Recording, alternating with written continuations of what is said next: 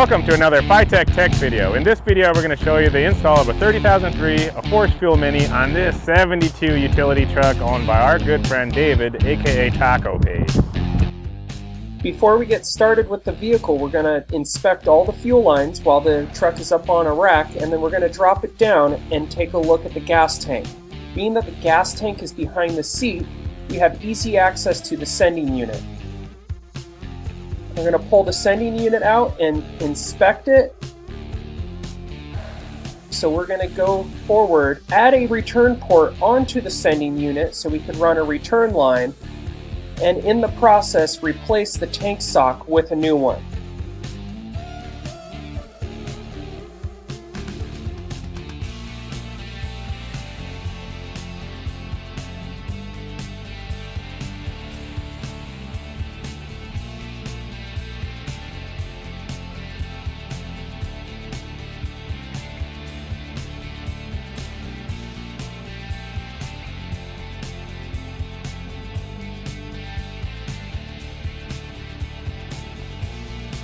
To install a return line through the sending unit, we're going to use a bulkhead style fitting.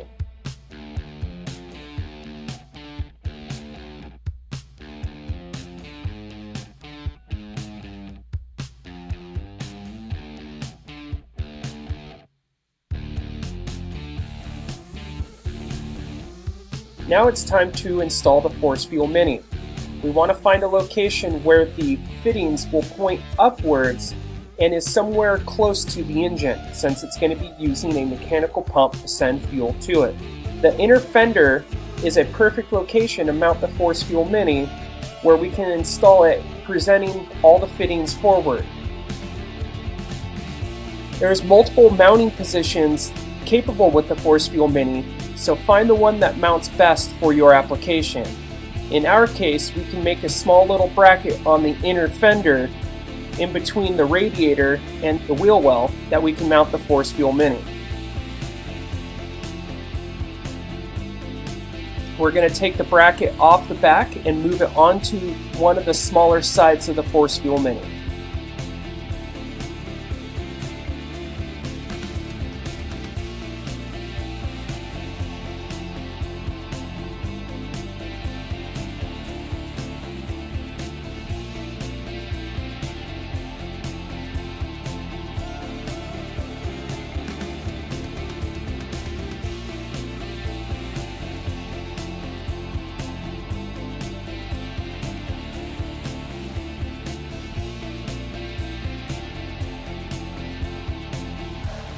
Now that we have the Force Fuel Mini mounted, we're going to move on to putting the O2 sensor into the exhaust.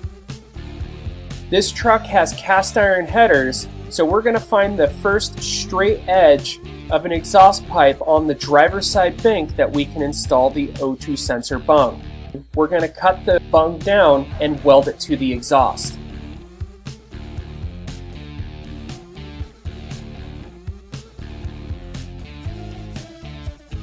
Since we have the truck on the lift, we're going to use this time to install the O2 sensor and run the line up into the engine compartment. The O2 sensor will be plugged in later when the EFI system is installed.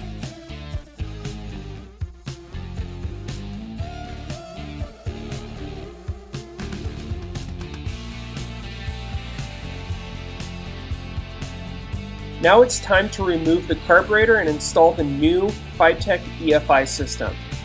Start by removing the air cleaner. Being that the Go EFI systems have the same air cleaner flange as a carburetor, the air cleaner should fit from the carburetor onto the FiTech EFI system.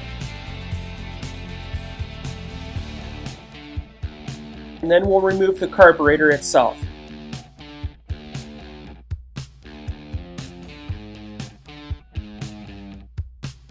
This truck is using an old stock cast iron spread bore intake, so we're going to use this opportunity to use a spacer plate. The FiTech EFI systems may potentially seal, but on older cast iron intakes with very thin sidewalls on it, it's better to be cautious and use an adapter. Since we have the additional hood clearance, we're going to go that direction.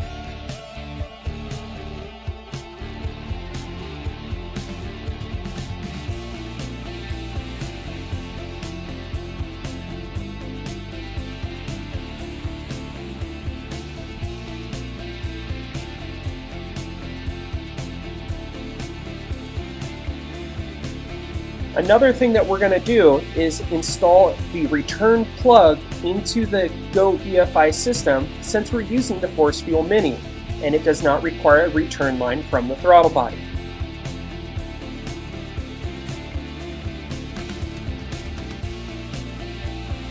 We're going to move the inlet from the driver's side rear to the driver's side front. This will make the inlet fitting closer to the Force Fuel Mini, so our fuel line can be shorter.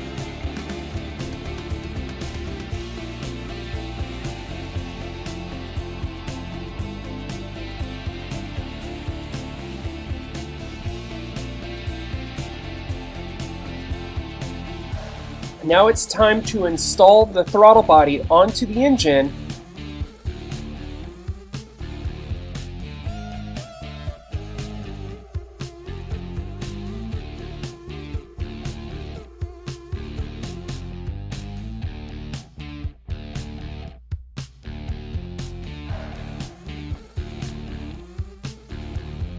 Now we need to plug in the coolant temperature sensor. This sensor should be installed somewhere in the front of the engine close to the thermostat housing. Now we're going to hook up our fuel lines. Start by installing your fittings on the throttle body and on the force fuel so we can cut the lines to exact length. We're going to run the center red port of the Force Fuel Mini, which is the pressure, over to the throttle body EFI.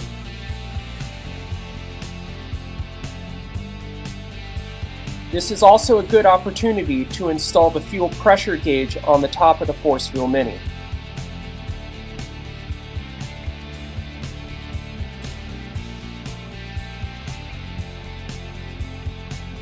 Find a direction to run your hose that is away from any type of moving parts or hot components. Use the provided hose clamps to secure the hose ends into place on the fitting.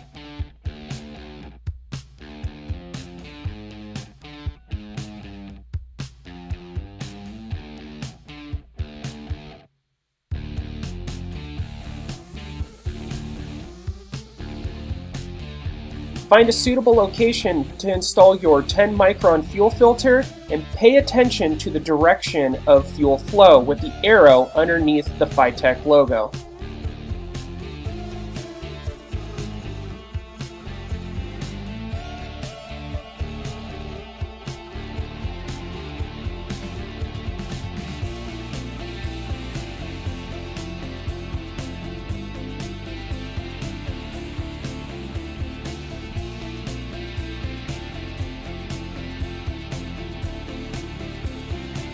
Now that we have the pressure line hooked up, it's now time to take a line from the mechanical pump to the Force Fuel Mini, as well as a return line from the Force Fuel Mini back to the main gas tank.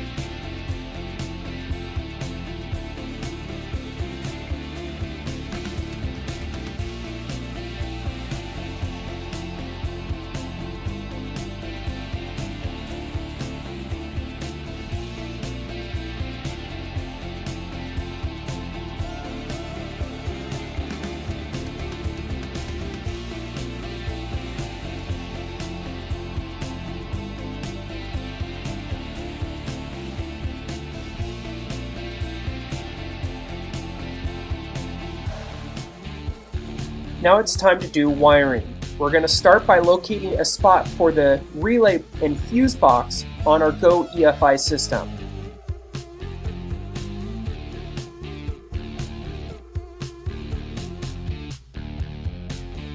The first two major connections for the EFI system is going to be battery and fuel pump.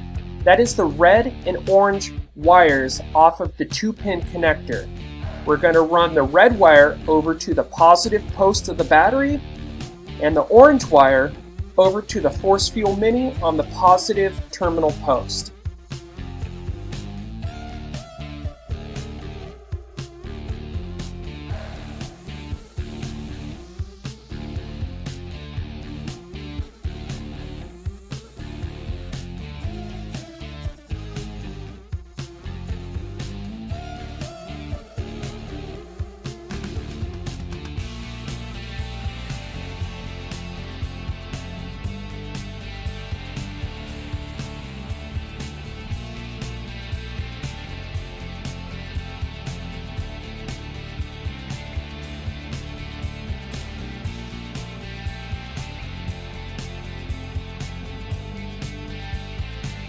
Now it's time to hook up our other wiring connections. Start with the gray 6-pin connector, plug it from the relay box to the EFI system. Then it's off to the 4-pin connector. This connector is going to have our additional accessory hookups, such as TAC, which we will go to the negative side of the coil on the HEI distributor. It'll be marked with a little TAC logo. We also have key. We can grab the key location off the battery positive location on the HEI distributor.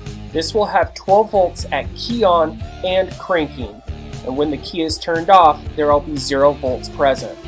The Force Fuel Mini is going to need a ground down to chassis, so we're going to get a piece of black wire and we're going to make a short lead that we can hook from the negative terminal of the Force Fuel Mini to body ground off of our bracket that we have bolted to the inner fender.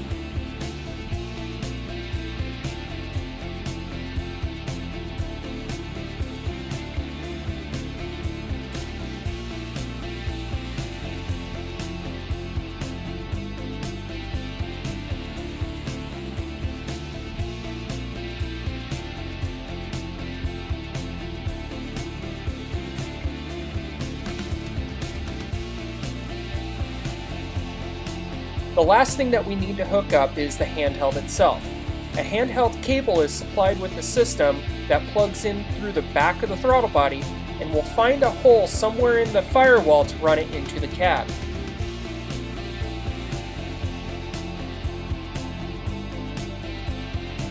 Now that we have everything wired up, we want to fill the Force Fuel Mini, which there's a couple ways to do this.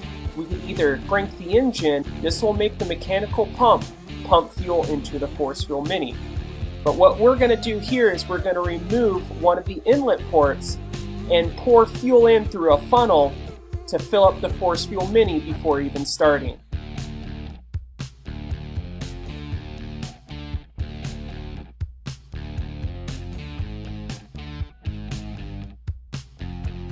Now that we have everything installed and the Force Fuel Mini primed with fuel, we're ready for the first key on. Prior to cranking the engine, we need to check for fuel leaks.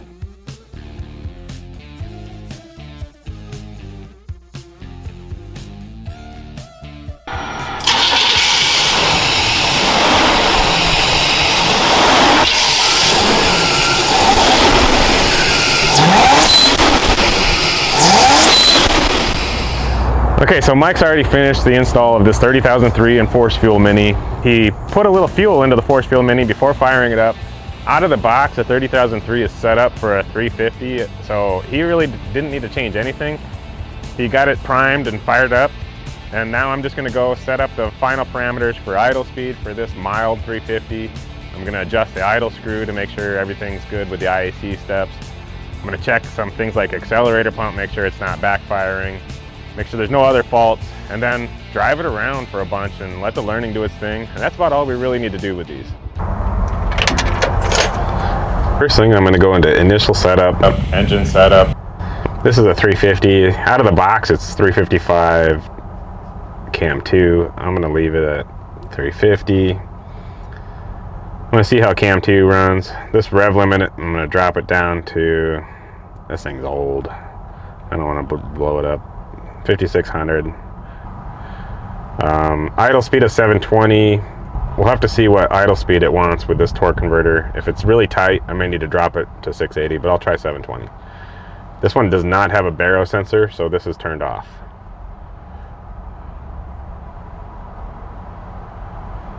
For fuel setup, I don't need to do anything. This has no fan, so I'm going to disable electric fan. It's just got a mechanical fan. AC is connected, I believe, on this car. If it ain't, I can disable that later. As far as fuel setup, it's got no alcohol, and the regulator is referenced. So that's a simple one. As far as tuning, I'm not going to change anything right now. Out of the box, it should be good. I'm going to go to dashboard. It's already keyed on. I've already sent the changes. I don't even need to turn the key off to save those yet because it'll stay in there until I turn the key off anyway. So I'm gonna start it. This is kind of cold, 80 degrees. This one fires right up. It's got an HEI, which is really simple. I can see the idle's just a touch high. Maybe it's coming down. Let's watch the AFR trim, see if it works. Should only take a few seconds. Here it goes. So it's trimming. It's, you know, the AFR is really close already. It already been run a few times, so it had a little bit of learning. But yeah, target AFR of 13.4. It's correcting for it. It's doing its thing. TPS is closed. So my target RPM is 875 and dropping. I can see the IEC is already zeroed out. That means it's closing as much as it can, trying to get the idle speed to come down, which means I've got to go out there and I've got to close the idle air screw. So it's the screw that's the throttle stop for IEC adjustment. I just got to close that a few turns, I mean, half a turn maybe, we'll see. I just got to get those IEC steps above 0 when the engine is actually warm. So it'll take a few minutes to warm up. You can see the coolant temperatures at 107 now. It's going to go up. I want it to be like fully warmed up, so maybe 180 on this truck. I'm not sure on the fan or the thermostat where it's going to stabilize, but I'm going to give it a few minutes. We're going to go outside. We're going to take a look as I adjust that screw down. I will need to set the idle screw adjustment mode on, just in case I need to open the throttle again if I go too far down.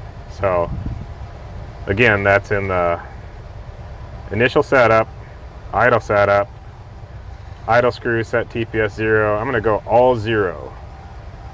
What that does is it forces the TPS to read 0 even if I move that screw and move that base position around. When I'm done, I can either turn the key off or come back here and turn this mode back to normal. If you happen to hit the throttle while you're in this mode, it may backfire as it's trying to find a new 0 point and it doesn't register the TPS. It's very simple though. You can hear this thing's already running really smooth. It's adjusted. So, I mean, learning is really fast on these. I left it at cam 2 because I just want to see what it does. If it was a really high vacuum engine, I may turn it down to cam 1. I can see the vacuum on this one is actually, it's decent vacuum for idle, but the idle speed's a little high. Once I get that down, if that's in the 40s, I'm going to leave it on cam 2. So I'm going to also check for fault codes before I go out there. I can either click right to go down the farthest or just keep selecting down, down, down. So it's got some saved faults. What's fault 24? Let's go to fault code. It's got a problem with the coolant temperature sensor. It's still got a CTS high. That means it's either disconnected or got a pinch in the wire. So I'm going to go out and check that real quick. I can see the connector is showing a little blue silicone sticking out. There's a chance that it was pushed on hard and bent a pin. So maybe this connector is not fully seated properly. I'm going to look in there and see if the pin is bent over. You can see now with the sensor connector connected properly, that blue gasket seals correctly and is not pushing the connector away in a bad way. Alright, so after inspecting the coolant temperature sensor connection, I disconnected and reconnected it. That seems to have cured the problem. So you can see in here, idle speed's really high still. I've got to adjust that screw. But you can see in these first 4 faults, these are the temporary faults that are like current. It's still in the save fault. So I'm going to go and clear it from the save faults. That way if it happens again intermittently, I'll be able to see if it pops up. So I'm going to clear it. Yeah, I'll double check that it's not there. It's not there anymore, so it's cleared. I'm going to keep checking just a little bit longer to make sure it doesn't just pop up again. So it's in these first 4 faults. If they're all 0, that means there's no faults detected. Now I'm going to go back out. It's warm. I'm going to make the adjustments to the idle screw using this. With the engine running or off, I'm going to back out this screw right here. This is for the idle adjustment. The idle's way too high right now. If I back this down, you can hear the idle speed drop. Backing it down, the TPS will actually automatically re-zero to the new lowest value. But if I set the idle screw set mode to TPS 0, I could actually turn the screw either way and it'll keep TPS at 0. I'm gonna go check what my IAC steps are right now. So I'm still at around 900. Still at 900 RPM and my IAC is still 0. So I still gotta close it a bunch.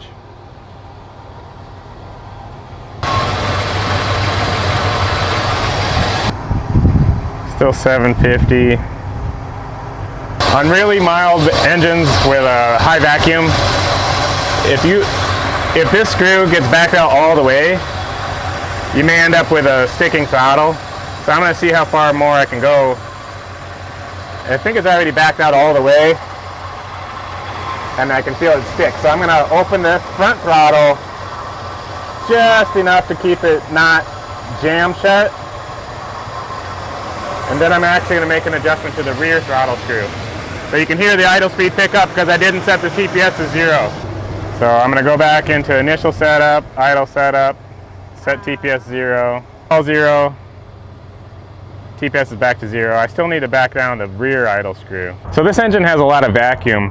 I had to back out the front throttle screw all the way, and you don't want to do that. That'll cause the throttle to stick a little bit. So I'm going to back out the rear screw, which is just here. I'm going to get it just as far backed off as I possibly can to get that idle speed down on this high vacuum engine. That little extra adjustment will help keep the front throttle from sticking, being fully jammed shut.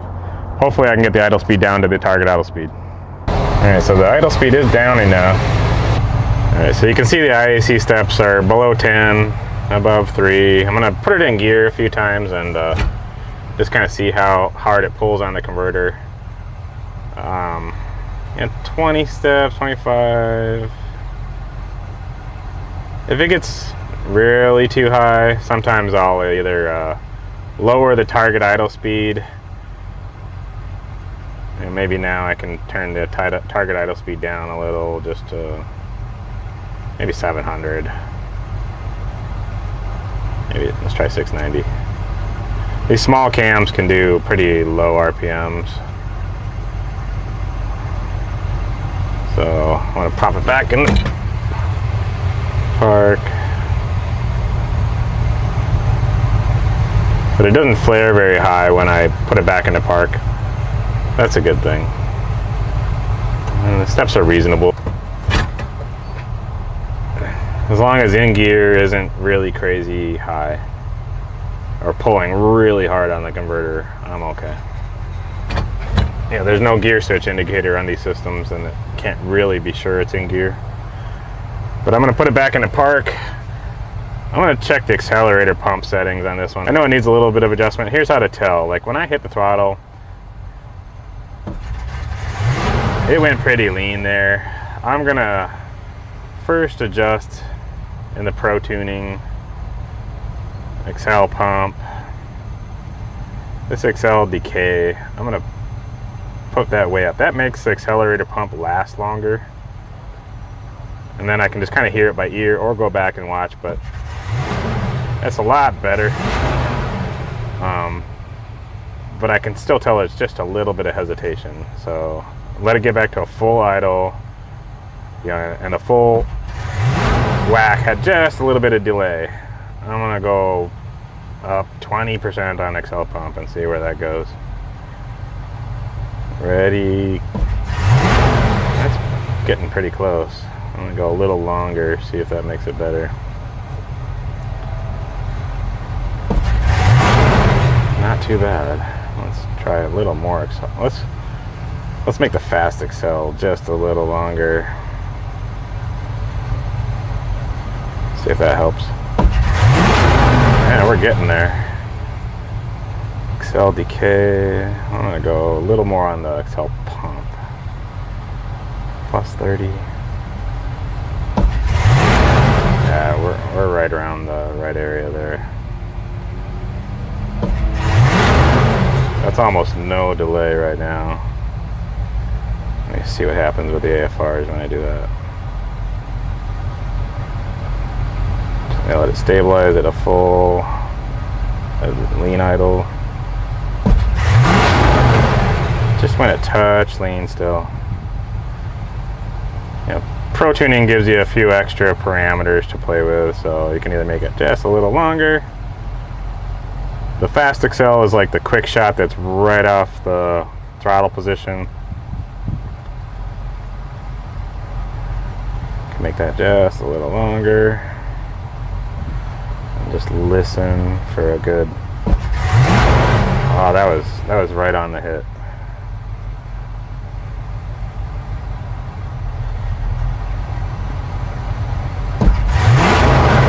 Just a little bit of a lean bit there.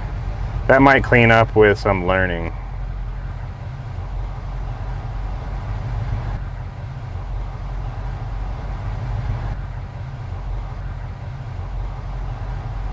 I haven't let the engine drive around much to do any learning, but I do want to get the accelerator pump close first and then learn, and then maybe have to check it again. But if your accelerator pump is not enough, it may try to learn to compensate for that. So that maybe it's preferable to have it learn after the accelerator pump is pretty close. So I think, there it backfired on me, so I gotta make that backfire go away. I'm gonna just make some other adjustments just to kind of, at the cold temperatures, just to make sure I'm in the right direction, probably. I'll go back and check those when the engine's actually really cold. So.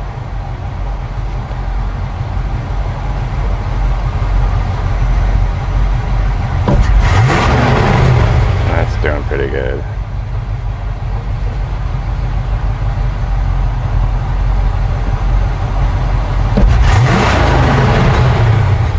That's hitting pretty good. That's burnout ready.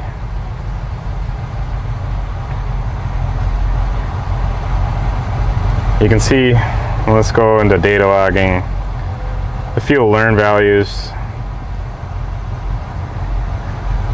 This hasn't been driven anywhere, so a lot of these numbers are just from me stabbing the throttle and doing a few rev ups. So it hasn't learned. After it learns, everything should be good to go. The starting, it seems, it returns to idle at a good rate, so I don't really need to adjust the decel open IAC. Let me check just starting real quick with a hot start. I'm gonna clear it. I'm gonna turn the key off, let it do a dry manifold restart, see if it's good. Turn the key on, prime shot.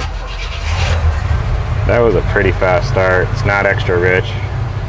RPMs are just a touch high, but that's not bad. If I wanted to make it start just a little differently, I can do the crank IC. I'm going to go down 20% on that. All that'll do is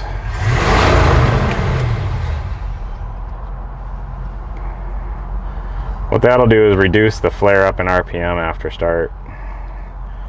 So last time it was like 1550. This time maybe it'll be 1350. 1450. All right. Still, these small cams have lots of vacuum. They can pull a lot of air through an IAC. I think we're pretty golden right now. That target AFR 13.6. Not getting any real hesitation or anything. When I close the throttle, you can see it go rich. That's fine. That's just when the wall wetting gets sucked off the manifold sides. The AFR learn, I have it on cam 2, which has a lot less fuel at low RPM. That might be why I'm needing to add a lot of accelerator pump. So I'm going to try cam 1 and just kind of go back and see. Cam 1 has a lot more idle fuel and a lot more low RPM high load where this engine gets into. So I can see it's already pulling 15%, but if I whack the throttle, that might be, I might need to leave it on cam 1 for that.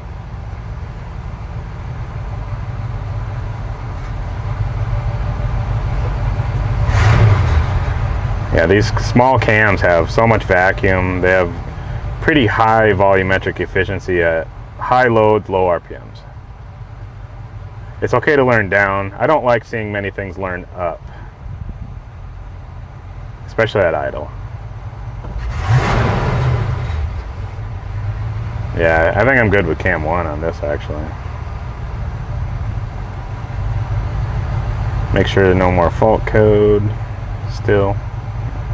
Battery's charging, which is great. Even at idle.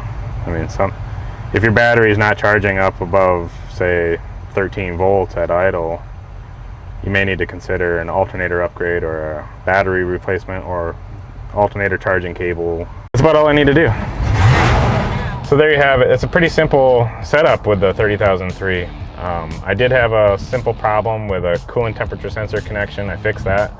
I set the idle speed, I set the idle screw, I adjusted the accelerator pump settings and the cam settings to cam 1. Cam 1 had a better throttle response than cam 2 on this very mild engine. I tried it with cam 2 first and I had to have too much accelerator pump, so I put it at cam 1. It made it a lot snappier. You can see it's pretty simple. I didn't even have to adjust any other settings other than turn off the fan. With fan off, that won't show the fan fault code. It's a pretty simple, easy to tune setup. It's ready to go now. It should be able to do burnouts now with a stock 350 in this old truck.